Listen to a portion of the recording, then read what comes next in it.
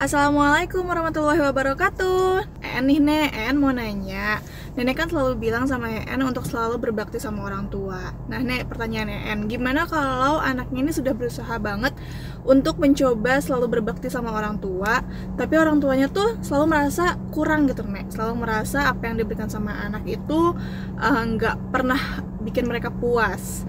Nah, gimana sih Nek buktinya supaya si anak ini bisa kasih bukti gitu ke orang tuanya bahwa dia sudah berusaha untuk berbakti ke orang tuanya, sudah berusaha untuk memberikan apapun yang orang tuanya minta, selalu diusahakan. Buktinya apa sih Nek supaya orang tuanya tahu nih bahwa anaknya sudah berbakti? Itu aja Nek. Terima kasih Nenek, mohon dijawab. Assalamualaikum warahmatullahi wabarakatuh.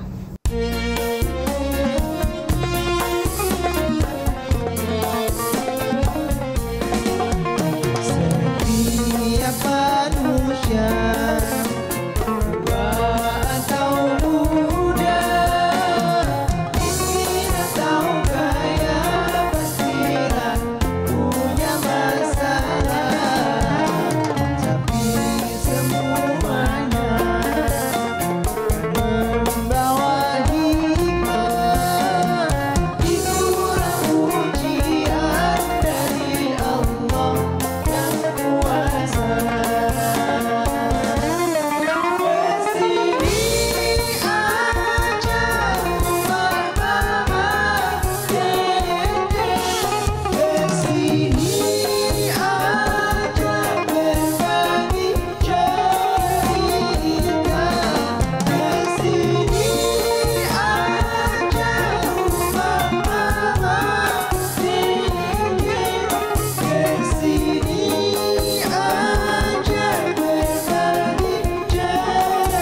cerita. Bersama-sama kita jadi berkah, insya Allah berakhir bahagia. Assalamualaikum warahmatullahi wabarakatuh. Selamat pagi pemirsa TV One dimanapun Anda berada. Senang sekali nih kami kembali hadir menemani Anda untuk ngaji bersama Mama Dede di rumah Mama Dede. Baik, nah di studio juga sudah hadir nih jamaah dari dari Institut Ilmu Al-Quran Jakarta. Nah, Ma, ini ada anak bertanya pada bapaknya. Oke. Untuk apa berlapar-lapar puasa? Iya. Ingin membuktikan bukti nyata bakti anak pada orang tua itu seperti apa, Ma? Bahkan bisa dilihat bahwa kamu telah menjadi anak yang berbakti, anak yang soleh, soleha. Nah, bukti nyatanya itu apa? Dalam bentuk seperti apa yang bisa kita lihat, Ma? Ya, silakan Ma. Bismillahirrahmanirrahim. Assalamualaikum warahmatullahi wabarakatuh. Waalaikumsalam warahmatullahi wabarakatuh. Alhamdulillah wa syukurillah wassalatu wassalamu ala asrofil anbiya'i wal mursalin wa ala alihi wa sahbihi ajmain. Siapapun yang namanya anak, saya walaupun nenek-nenek tetap aja kata emak saya mah anak. Anak. Siapapun yang namanya anak pasti berhutang budi kepada orang tuanya. Betul apa betul? Betul. Semua berhutang budi. Anda bayangkan. Dari dalam kandungan, melahirkan, menyusui, mendidik, membesarkan, mengarahkannya, membiayai, memperhatikan, mendoakan. Masya Allah. Yang namanya anak pasti semuanya punya hutang budi. Begitu perlunya seorang anak berbakti kepada orang tuanya sehingga dalam sekian banyak ayat-ayat Al-Quran bakti sama orang tua nomor 2 setelah ibadah kepada Allah. Contoh dalam An-Nisa 36. Wa'budullaha wa la tusyriku bihi syai'an wa bil walidaini ihsana. Habis nyembah Allah berbuat baik kepada orang tua. Seperti di dalam surat Luqman ayat 14. Wa wassaynal insana biwalidayhi hamalatu ummuhu wahnan ala wahnin wa fisaluhu fi amaini aniskurli wali walidayka ilayyal masir. Aku wasiatkan kepada segenap manusia agar mereka berbakti kepada kedua orang tuanya, khususnya ibunya yang wahnan ala wahnin, lemah di atas segala kelemahan. Menyusukan kalian selama 2 tahun, bersyukur kepadaku, kata Allah, bersyukur kepada kedua orang tua kalian. Tuh, habis syukur kepada Allah, syukur kepada orang tua. Masya Allah. Kenapa? Bersyukur kepada Allah, langsung bersyukur kepada orang tua. Karena orang tua wasilah yang menyebabkan kita lahir dalam dunia. Tanpa orang tua, kita kan tidak keluar di belahan batu. Tapi lahir dari orang tua kita. Dikandung oleh ibu kita. Kemudian dilahirkan oleh ibu kita. Disusukan oleh ibu kita. Makanya bakti sama ibu melebihi bakti sama ayah.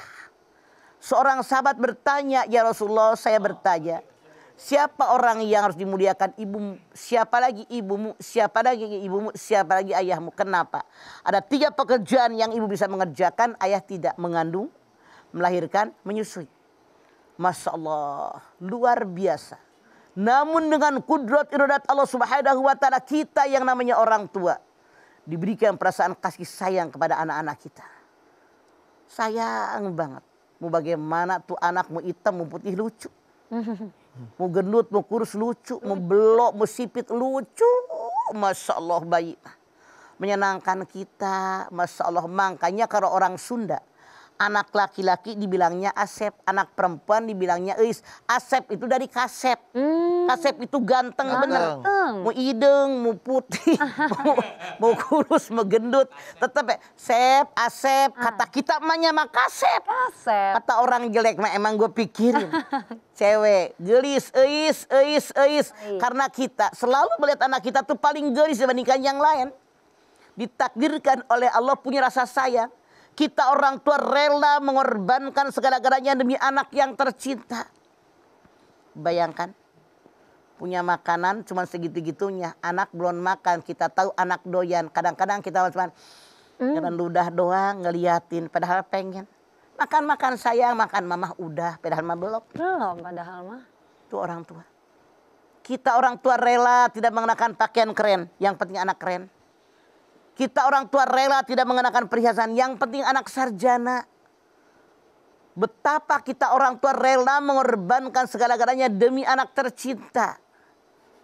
Sayangnya kita kepada anak-anak. Masya Allah, kadang-kadang kita salah didik sama anak-anak. Anak lari di tengah rumah. Jedot, padanya kena pojokan meja. Ih, anak nangis. Nakal nih meja, per anak kita yang salah lari. Saking sayangnya sama anak.